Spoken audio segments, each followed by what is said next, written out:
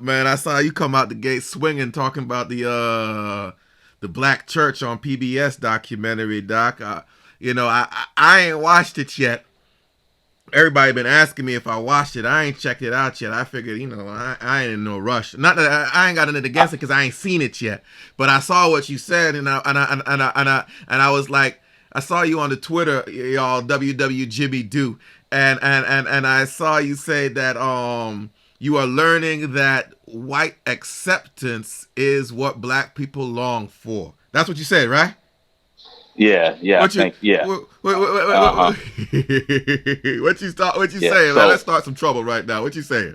man, shoot. So, man, so, this documentary on PBS is out on the Black Church. I sent you the link too. Yeah, yeah, yeah, yeah, So, yeah. so you can stream it at your leisure.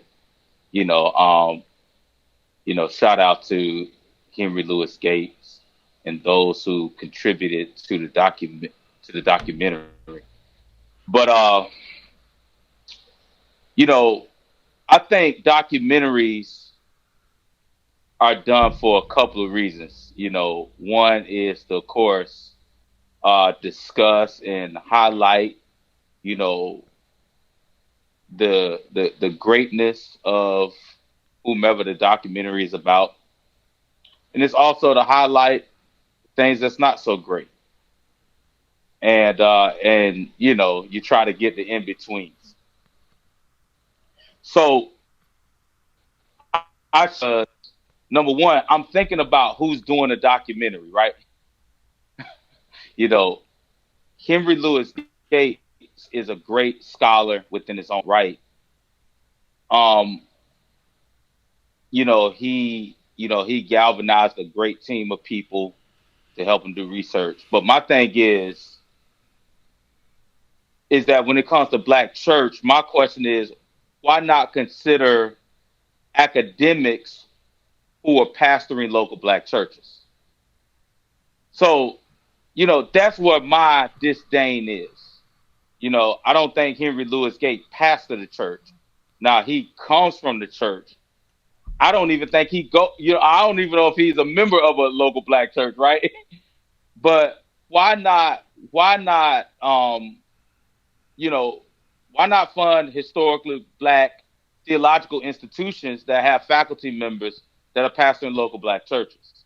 And so that's what my thing is. So that's why I tweeted what I tweeted about this whole idea of white acceptance, because many of these academics who are at these prestigious PWIs, that's what they're looking for. I mean, I talked to Dr. Fluker. Dr. Fluker said this to me, bro, and I know I'm rambling, but Dr. Fluker said this to me. If you go into the academy, don't become the white people's pet. Because when you become the white people's pet, you're going to start exploiting, your community and the institutions that's a part of it. And so that's where I am, bro. But I mean, ain't that where we are? Yeah, and listen, man, you've been saying it, bro. You've been saying it. You've been preaching it, Doc. I like what Dr. Trulier said, man. Dr. Trulier, one of my early mentors on this journey, man. Shout out Talking to out to Dr. Dr. True Live. Harold Dean Trulier. Man, I appreciate the doctor, good doctor, for spending You that should time get with this me. cat And on this podcast, Doc. I wonder what that conversation would be like all these years later, man. Because I did an independent study with him on prison ministry. Just like because like nobody was really, He's the GOAT. yeah, He's the GOAT at that. and nobody was really talking about it. I mean, nobody's really been Nobody. in the church. You know what I mean? Dr. Trulier always talks about, and I know this is to tangent, right? But Dr. Trulier always talks about we Christians, not just blacks, but we Christians, period, are great on all them people. Like when I was sick, I visited you. You visited me. When I was hungry, you fed me. And then when he says great, it's great in air quotes because he's like, nah, people still hungry, people still sick, people still, you know what I mean, homeless, whatever. But he was like, it also says when I was in prison, you visited me, and he was like, we don't do nothing. We don't do nothing with a prisoner. Doc, and the But thing about it, Dr. Trulier they make said up our community. Dr. Chalet say earlier on the Twitter on the Twitter as well, man. He talking about this same documentary, right? about it being always more. I forget what the actual words, but it was essentially always more style than substance. Substance was the word that he used, Yeah, but it was all he said. yeah. He was like, it's always more about the style than it is about the substance. And there's so much truth in that for me, right? Like, and it to me it don't really matter. And I know a lot of y'all is particular, and I know you particular as well. Whether it be a PWI or HBCU, to me it don't even matter if you went to a PWI or HBCU. It's still white accommodation. It's still white appeasement. You know, it's just different degrees of it, different levels of it. You know, um, we still are afraid to tell white folks what we believe. You know what I mean? We still are not free to say what we believe. It's all still about white accommodation. And so you talk about the history of the black church, man. Like, when are we gonna really get to it, right? So I wanna watch the documentary to see what they're talking, but and I Yeah, know, man, you gotta watch it, Doc. I don't know if I got to. You know what I mean? Like, You don't have to, but I'm just saying that in the sense of, that way you can weigh in on the conversation. You know what I'm saying? but that's the thing, right? It's almost like, what conversation are we really weighing in on? What's the conversation that is really being weighed in on? When, as Dr. Trulier would say, that it's more style and substance. That's been the plight of That's our. got to be the conversation, though. That's the You know that's what the I'm plight saying? of our existence, right? Yep. That is the story of our existence. You know, we had been conditioned to show them those pearly whites, and that has manifested in so many ways. And I would argue that the chief purveyor of culture in blackness has been the church. And so that propensity to man tan it up was birthed in the black church. I would disagree with you I on that. know. I would totally disagree. But That was the black birthed. church also taught us to suck and jive. It did both.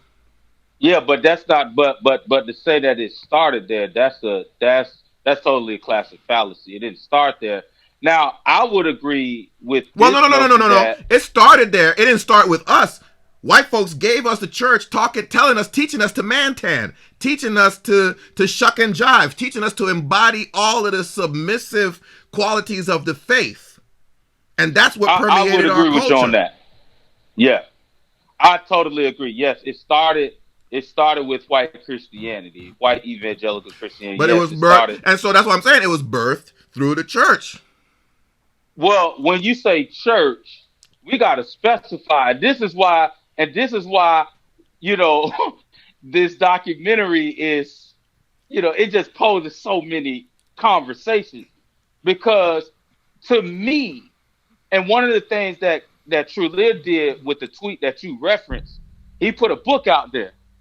Let me see if I can find my copy. Here it is. He, oh man, I'm lagging again. Okay, here we go. Here's the book right here. Mm-hmm.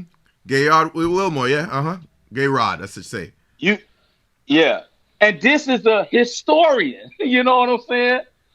And so Wilmore does a great job. As a matter of fact, when I took Black church history under an aesthetic historians are people, who study the music. They study the drum. This aesthetic historian, she studied drums, and drums is essential in African spirituality. And so Dr. Renee Harrison, shout out to Dr. Harrison, she drilled that Wilmore in us, man. So this is why I kind of have this different perspective. But when we talk about the black church, the brush harbor was not whiteness. It was not rooted in American evangelical Christianity. It was not. When our ancestors came through that middle passage, they took their religion with them, and it was cultivated and expressed in the brush harbor, which eventually became the invisible institution, and then ultimately the black church. Right? I understand It that, was it. but It was more the whiteness. we gotta understand the applications of Du Bois go far beyond the microcosm, go far beyond the individual. It does. You're right. The black You're right. church as a body exists in a state of double consciousness. There is a black church that exists for black people, and the same black church exists in different faiths in white society. We do not So yet have a faith that is the same in black space and in white space. In white space, our faith tones it real down. Our faith don't proclaim. Our faith don't chastise. Our faith don't.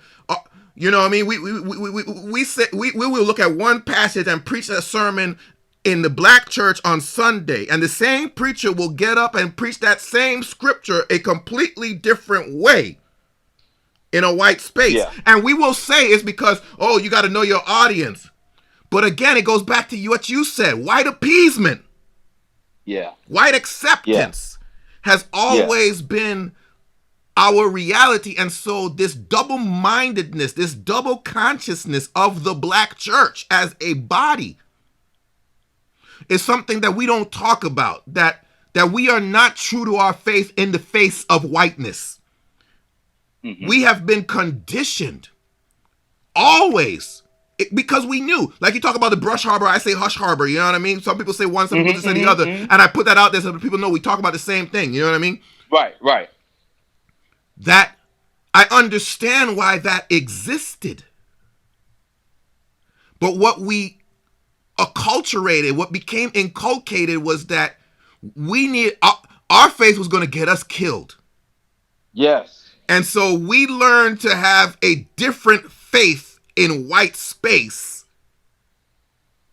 so that we could quote unquote keep safe. And so when we talk yeah, about the black church, I don't really hear us talk about that reality. yeah, And that's why I say no, it started with the black church. The same way black parents, primarily black mothers, will teach their black boys to be docile because they are afraid. This is what the sisters, before y'all get mad at me, this is what Dr. Joy Leary says in her work, Post-Traumatic Slave Syndrome.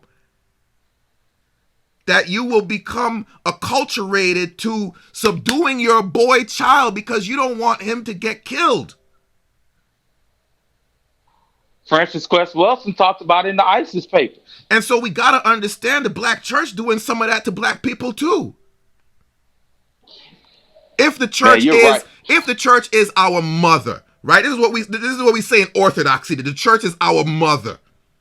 This is why we talk about, in the Ethiopian Orthodoxy, they talk about Mary as being the mother of God. In all Orthodoxy, they talk about the mother of God. But when we talk about the church, we talk about Mary, because just like the word was birthed in the womb of Mary, the word is given birth in the structure of the church. Like you know what I mean? Like when we talk about our mother, the church, what a mother does to her children, for her children.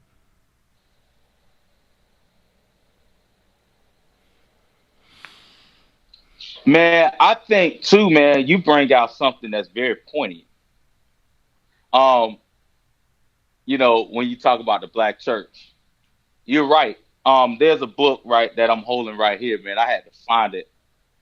It is Okay. it's another classic, right? Right. And so in this book, C. Eric Lincoln makes a clear distinction between the black church and the Negro church. So think about this, man. Carter G. Woodson, W.E.B. Du Bois writes about the Negro church, the history of the Negro church, right? They both write about it.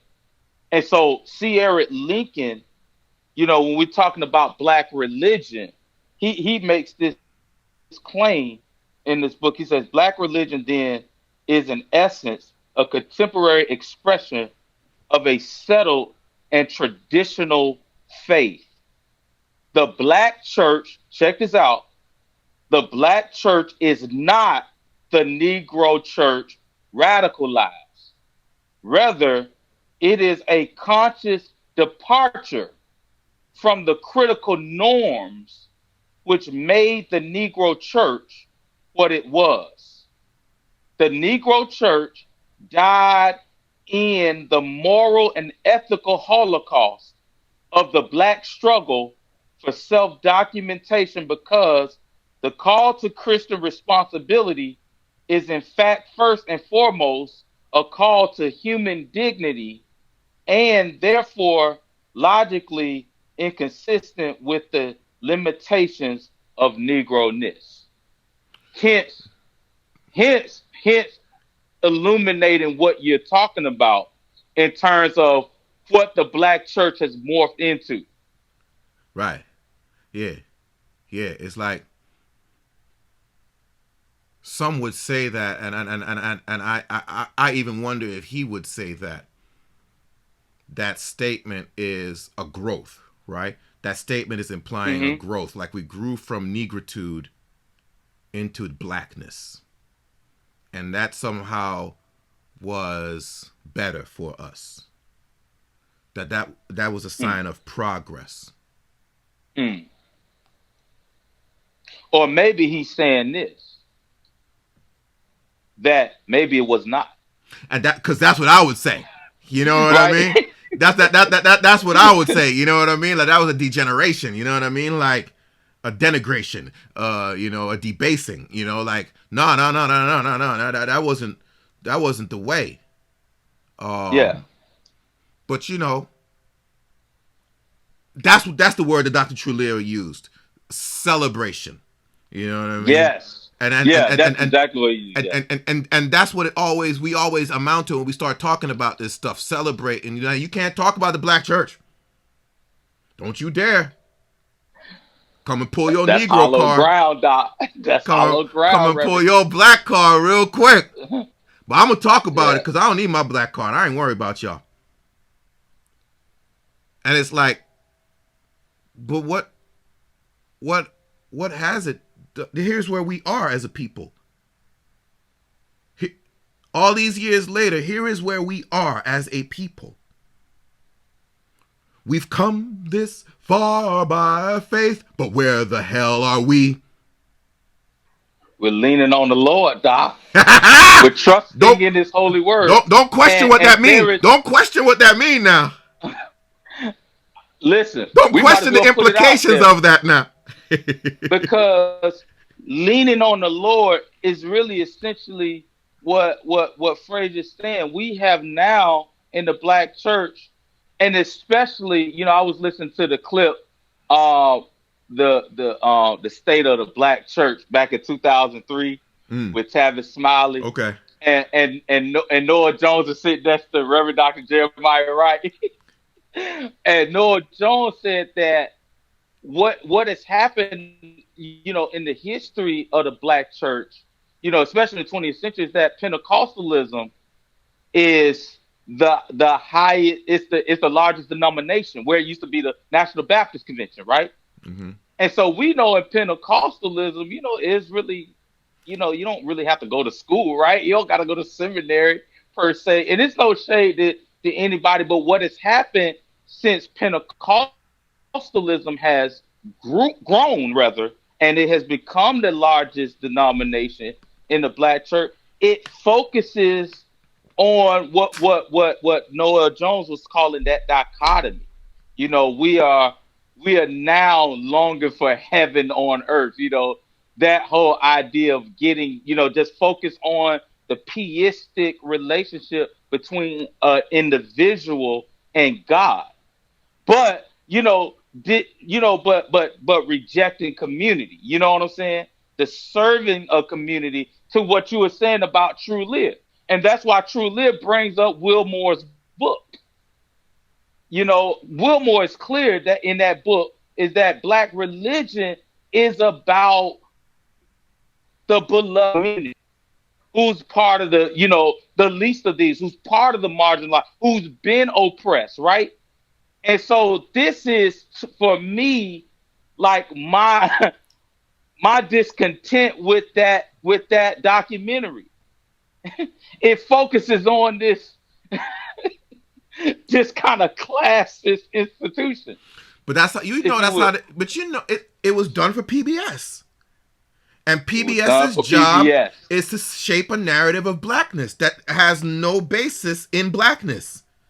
and It's they rooted in use whiteness, academics, and it's right? what And they use academics who have that gaze. and it's the black image that whiteness wants to project, that whiteness wants blackness to buy into.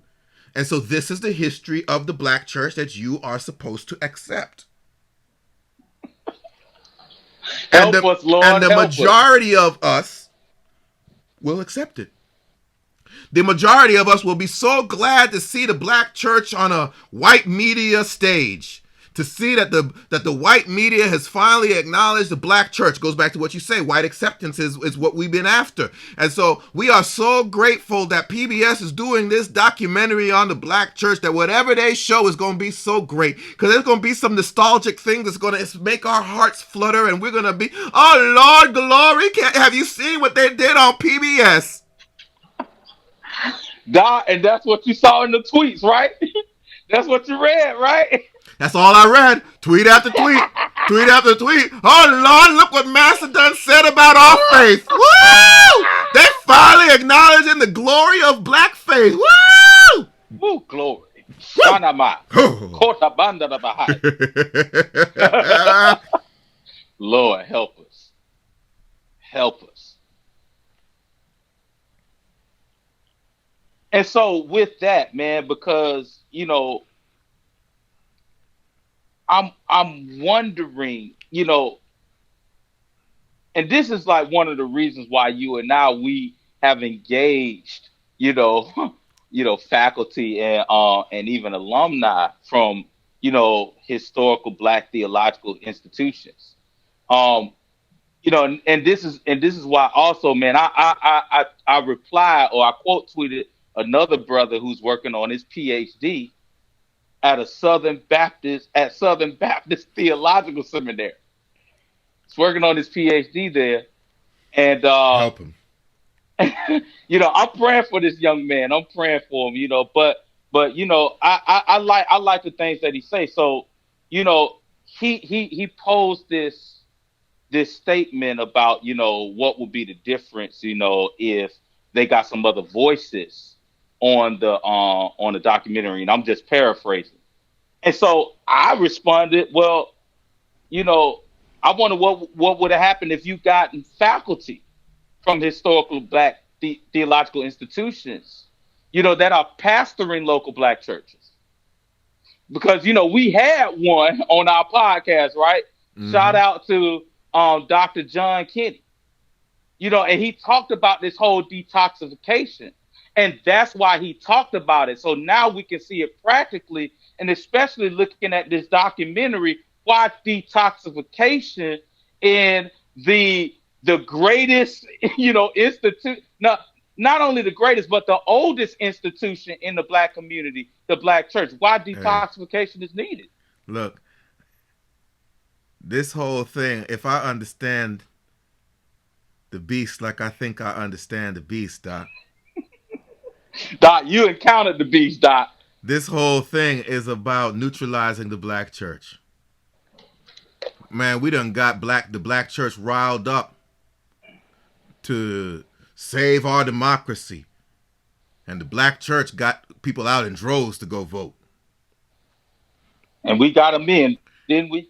But we gotta make sure that the black church go back to being docile. We know how to rip them up, how to whip them up and rile them up and get them motivated and get them moving. And now we gotta get them docile again. We don't need them getting prophetic. We don't need the black church getting prophetic. We don't need the black church to start feeling itself and start realizing its power and then really start proclaiming the gospel the way it sees the gospel through the interpretive lens of of the experience of blackness encounter with white supremacy. We don't need the black church to be like that. We need a black church that's going to be so glad to be part of our story. So let's give them this PBS documentary. Let's celebrate all that the black church has done in the journey of America. All that the black church has done to make a better place. And let's pat the black church on the back on a national stage. And having patted the black church on the back, most of the black church will go back to sleep. Because Jesus. most of the black church, there will be some of the black church that will stay awake, but the majority of the black church will go back to sleep. Master done acknowledge me. That's all I've ever wanted, is for Master to tell me, good job, good and faithful servant. Come into the joy of your marriage, of your master. You finished the course. You kept the faith. Enter into the glory of your master. I'm going to remember you now that I came into my kingdom. Right. Man, one of the things that documentary slipped up and said, and I'm saying it just like this, slipped up, because I think it was by accident. But this is why context matters.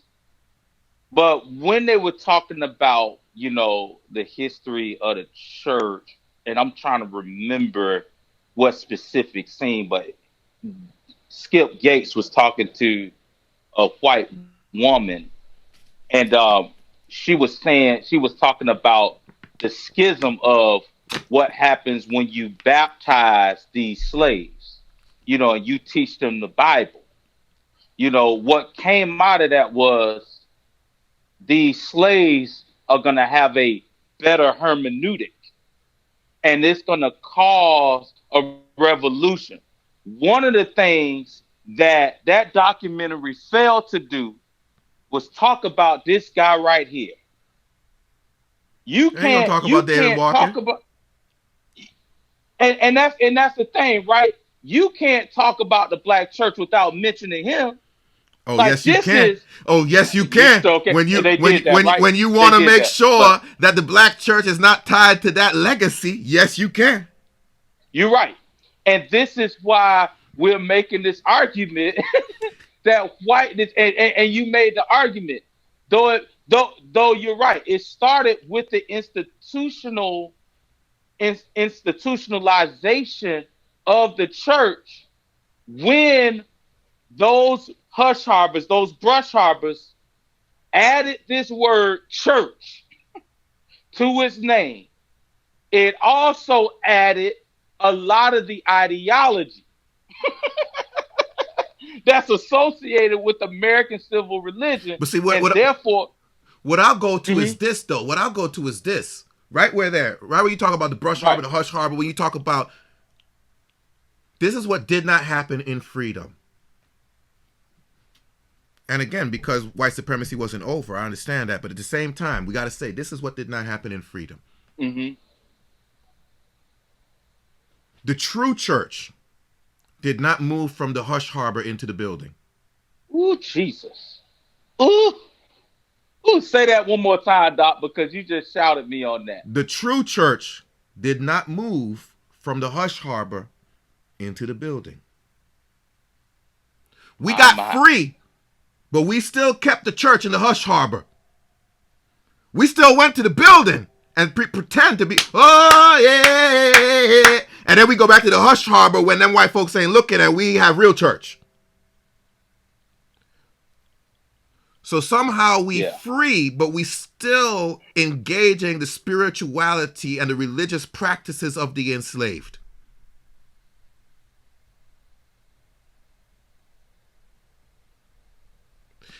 Yeah. And that's something that we ain't talking about. That the black church, the true black church, the pastors of the true black church, Reverend, did not say, all right, y'all, let's get out this hush harbor, let's go into the building. We couldn't go into the building before because it wasn't safe. We know it still ain't safe. We know that. But if we know that, and we supposedly free, why are we still encouraging being of two minds? Either I can go into the building with the true faith that has been given to me by God, or since I am free, I will go to a land where I can. Mm. Because that's why the Hebrew people left Israel. Egypt. They left to go worship their God. You right.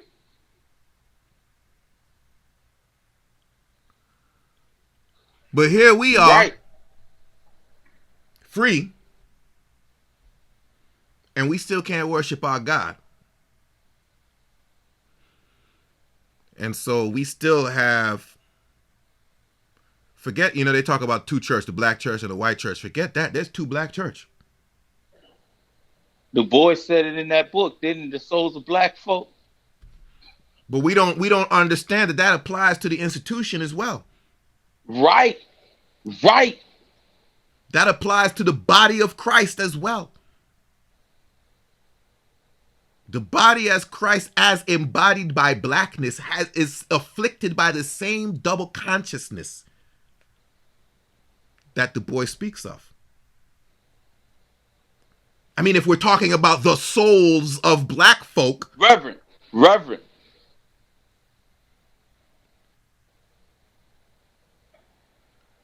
So I don't know, Doc. I'm like, Yeah, man, here's the thing, man. When we talk about this idea of soul, man, there's a lot of splintering, Doc. There's a lot of splintering. There's a lot of splintering. And we would rather, as black people, celebrate versus cement what has been dismembered. cause we don't want to deal And with this that. is, yeah, it's too much work. We don't want to deal with that. That's too traumatizing, man. Yeah, I want oh happy days. Yeah. yeah. I want to shout. I want to give God 30 seconds. All I want to do is Life just is hard name it and enough. claim it. Right. Life is Right, hard enough. I don't want to be coming to my Jesus and dealing with this stuff. I want my Jesus right. to make everything fluffy for me, so when I go back to this harsh reality, I at least have something to come back to. Hit me, Yeah, Doc. that's it. I Hit just me, want to Pastor. cope. Hit me, Pastor. Whew. Glory. I just want to cope. Man, I'm gonna tell you, man, and I'm gonna just speak freely. Is that one of the things that I have encountered? Serving at a local black church. One of my members say, I just want to hear some hooping. I just want to hear the pastor hoop sometime. Yeah, Doc. Yeah. Yeah, Doc. I know. They gotta hear it. Hey, they mean it when they say, "Give me some of that old time religion."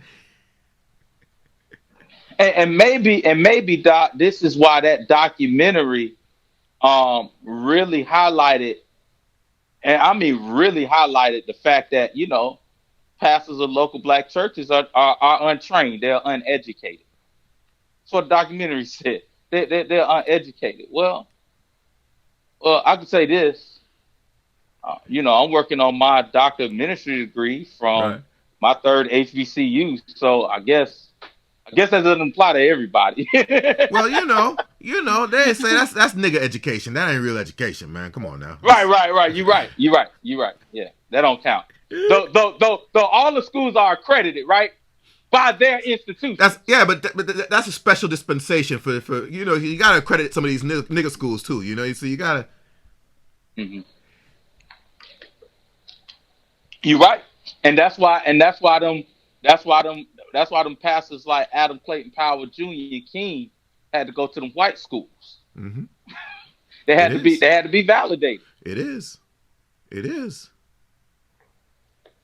But we can't. Again, we talking about it, but I'm saying we can't. We still can't seriously have that conversation because the black church is a sacred cow. We ain't ready. You can't talk about the black church. You can't talk Yeah. about the fact that black church, you the reason we in this mess. We followed you. Mm. We been following you. Who we been following? Malcolm tried to lead us a different way. We ain't go. Now I'm You gonna know, tell you this, Jabriel. Oh, No, go ahead. I was I'm just gonna sorry, I say, didn't mean to cut you off. I was just gonna say more of the same. I was just gonna give more Go examples go of people ahead. that try to lead us a different way, but we weren't going. No, go We yeah, go decide. ahead, No, Doc. Led. it's just as simple to say the black church is what we've been following, even if we haven't been in the pews. We've been following the strategy for black life as laid forth by the black church. Reverend. And we find ourselves in the year 2021 where still in America, black lives don't matter worth a damn. Nah. So when we do a documentary about the black church, are we going to talk about, and I haven't seen it, but are we going to talk about the colossal failure of the black church to, like Moses, lead its people to freedom? Yeah. Yeah. Yeah. And when we talk about that failure, I want to be clear and lay this out. There's a failure in the sense of secession, and there's a failure because of this sense of secession. You have sheep calling a shepherd who really is a sheep, right? So I was gonna say this. I was gonna say this as an example. So they talked about your boy, the bishop, Henry McNeil Turner. Oh. Oh, they did? Oh, Lord. What they say? Man, they did. Oh, They Lord. did. They did. They did. They Oh, did. Lord. Help Let me us. tell you what they didn't say. Let's start there. We always talk about what we don't do. You know what I'm saying? So let me just share with you what they didn't say.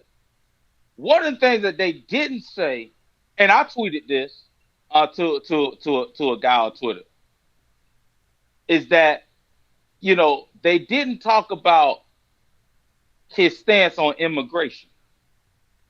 Now, let's say that clearly. Immigration.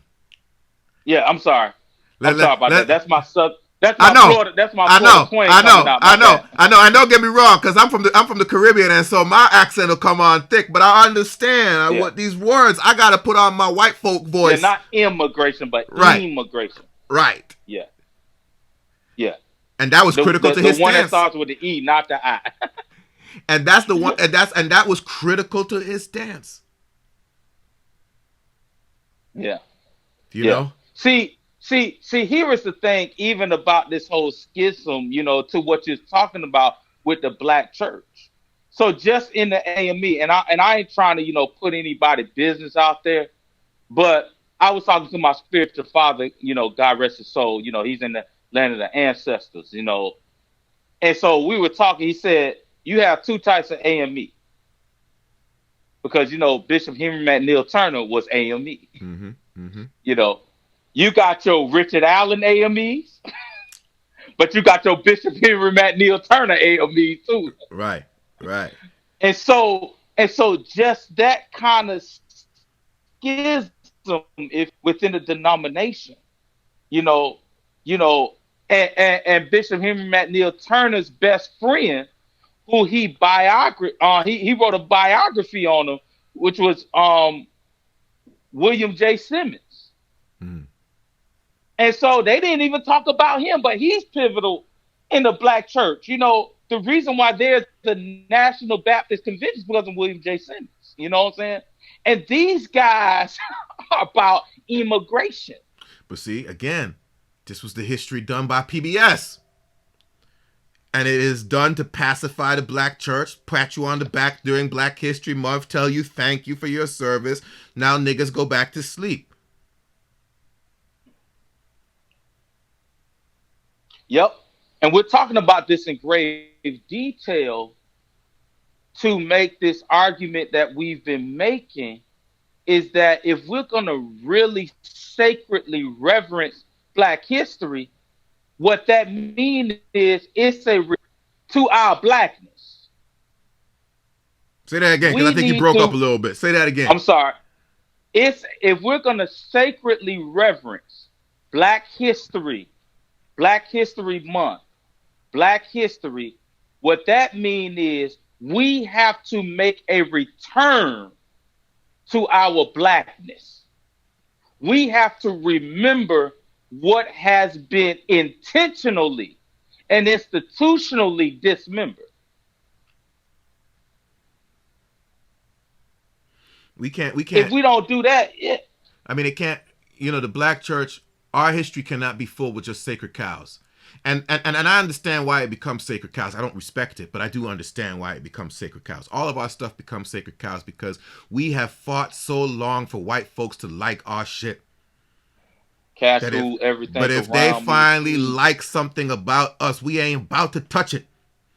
Don't you dare criticize any of the things that white folks have finally come to appreciate about us. You know how hard we work for them to start appreciating this? Now we're going to start tearing it down? Now we're going to start deconstructing it? We just got them to appreciate our church, our history, our this, our that. Now we going to talk about them? And we getting funded. Cash We rules everything around me. Cream, get the money. Dollar, dollar. we can't we Yeah, we can't getting funded. we can't make it like again, we still ain't free to be free.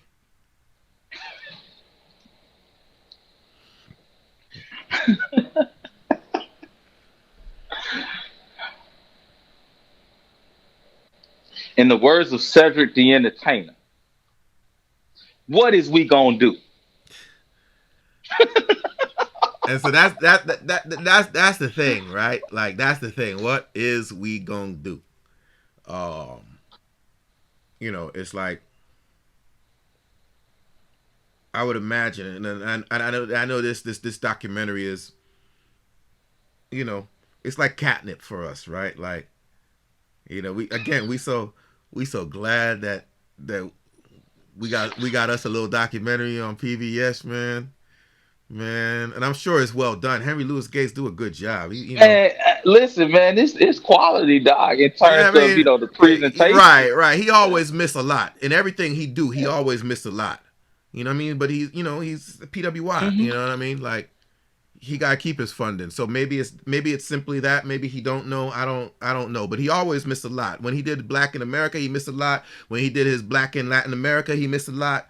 And so I'm sure but he does a good job too. Man, it's great. I will It's say great. this: he ain't no what's his name, Burns. He ain't no Ken Burns. You know, Ken Burns, doc. Ken Burns free. He ain't no Ken Burns, right? Ken Burns telling like a T.I. is. Ken Burns is like the John Brown of documentary. Like, yo, he ain't no Ken Burns, but he do a good job. Right. So I'm not saying that it wasn't a good documentary. It's not a good documentary. What I'm saying is, though, like, we can't just be. We are in our position. We are really here. Like, this is not a figment of our imagination. The reality of black life in America, the reality of black life in Western civilization is not a figment of our imagination. We are really here. And if we are really here, when we understand that we are really here, if we understand that we are really here, then it behooves us to critically examine the shit that got us here. Reverend. And the black church is one of the things, the main thing that got us here. So don't just go around celebrating the black church, man. Like the black church ain't responsible for where we are right now. Y'all gonna blame white folks. Y'all gonna say, no, that ain't the black church fault. That's white folks' fault. It's gonna forever be white folks' fault. Yeah. It's white folks' fault that even in freedom, we still trust them to do good by us, to do right by us. You better watch it, Doc. I ain't watching it. Man, look, whenever I go out, it's by the Lord's design, Doc. And I go on to the Lord. You're right. You're right. And this is how we roll, man. I just say stuff like that, because that's just what we do. Exactly. But the reality of the matter is, I'm also highlighting, because this is double entendre. I'm also highlighting the truth behind what you are saying, the sacred truth behind what you're saying. Yes, we know that institutionally who's responsible for the ideology of white supremacy. We know that. But it's another thing when we are looking from the same lens of them and bringing it to our people. It's like giving them the Kool-Aid so they can freaking die. Dude, it's like, how inferior are you if you know that they are out to get you and you still can't guard against it? If you know that their goal is to oppress you, like, yo, the Vietnamese proved that you could defeat an enemy. I'm not talking about going to war with nobody bloodily. I'm saying you can. We've been saying we out. That's all we say. We out, man. We out. We out this. We out that. We out the other. We out the other. And so what? Then just accept an inferior space and reconcile yourself to an inferior space, and now make praiseworthy all the things that help you stay inferior. So now I'm supposed to praise the thing that comforts me, faux comforts me in my inferiority, helps me to cope in the midst of an inferior living existence. In the midst of a degraded humanity, it helps me to feel good about myself, maybe. So I'm supposed to celebrate that.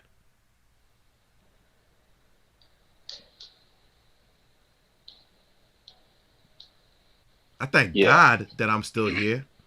I thank God. When I say still here, not even just here in this world, but here in my mind, you know what I mean? Here in my being. man, here so you can fight. No, no, no. Here so that I ain't walking around like a zombie. I am And still that's what I'm here. saying. You I can am fight. still. Well, yeah, you forget fight. You are still here. Like, it's like Fela Kuti, man. I love Fela Kuti. You familiar with Fela Kuti's work, right? Mm-hmm. Man, I Mm-hmm. love Fela Kuti. That song, one of my favorite songs, Zombie. You know, and I really understand. The Walking Dead and all this stuff. I don't watch these zombie movies and whatnot, but I understand the cultural statement. We all walking around zombies. Like Fela would say, zombie not gonna think unless you tell them to think. Zombie not gonna shout unless you tell them to shout. Zombie not gonna talk unless you tell them to talk. You know what I mean? Zombie, zombie, oh zombie. Everybody walk around in zombie. You And know? here's the question: who do zombies attack? The Who living. do they attack? The living. Those who have a sound mind, those who have a sound emotion, those who have a sound life. That's why I mentioned this idea of fight. It's a sense of purpose. Mm-hmm. Mm-hmm. It's a sense of belong. It's a sense of being. To your point about what you're saying, because here is the thing, man. I totally agree. I'm with you. I'm thankful for that too. But also, I'm thankful for now I have a purpose to embody my sacred sound mind, my sacred But that, sound heart. yeah, yeah, yeah. That's why I was insisting on, first and foremost, it's that existence before a fight. You don't even I got appreciate you. the fight until you appreciate the existence. Appreciate I simply got you. being. Yeah. That's important. That's important. And so, I don't know, man. I mean, I'll watch it so that people, I'll watch it so that folk can't say I'm criticizing without watching. You know, um,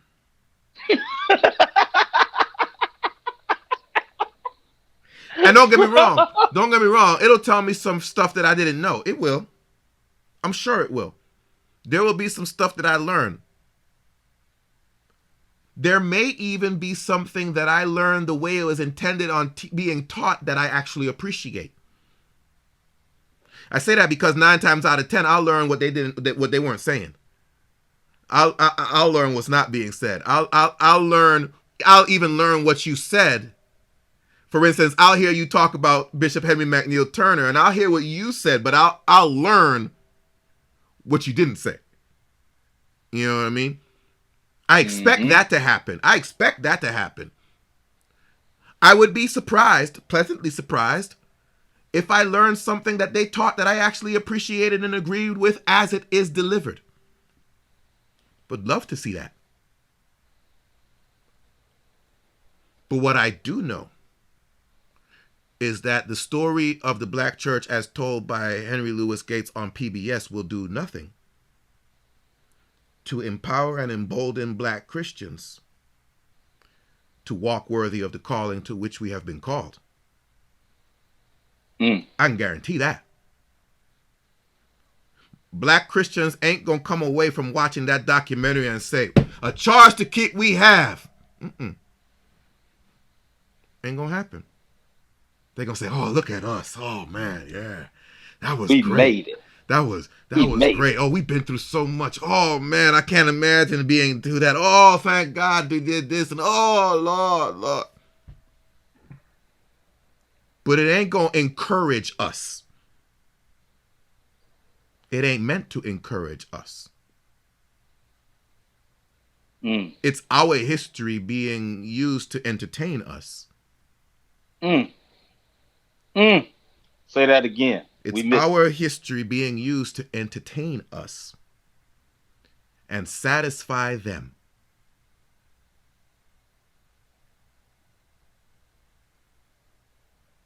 And they will be satisfied as they watch their darkies clap in adulation. Look how happy our darkies are.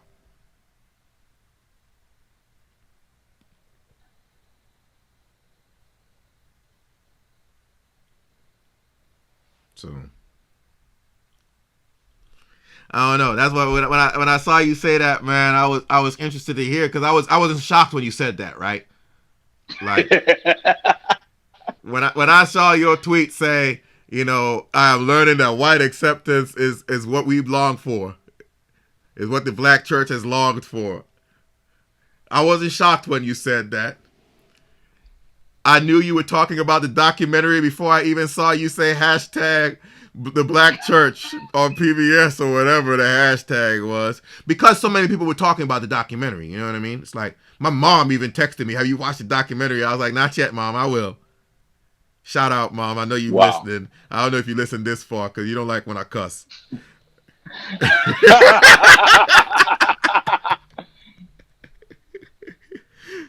Oh God. But I will listen. But again, the reason for my critique is this, because I know it won't embolden the black church to actually stand up and use this critical juncture to tell America about itself.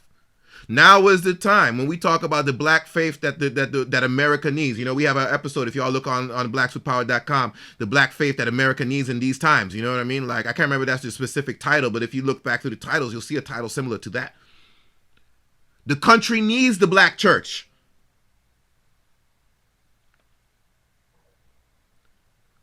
But they need the black church. The country needs the black church that exists in the hush harbor. But all the country is going to get is the black church that exists in the building. All the country is going to get is the institutional black church, when the country don't need the institutional black church. The black people don't need the institutional black church. The country needs the black church that exists in the hush harbor, in the brush harbor, that can't do nothing but tell it like it is.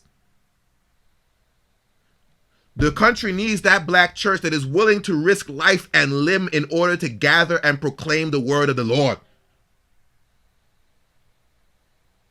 The country does not need the black church that is so scared of being lynched that it forget that the gospel was proclaimed by Christ and not by white power. So watch y'all documentary, celebrate and be merry, brothers and sisters. But don't shuck and jive too long, because a charge to keep we have, a God to glorify, a never dying soul to save, and fit it for the sky. We done come a long way. We done come this far by faith, but understand that where we ended up is not where the hell we want to be. So we better find a faith that can take us a lot further than where we are now. So brothers and sisters, let us march on till victory is won.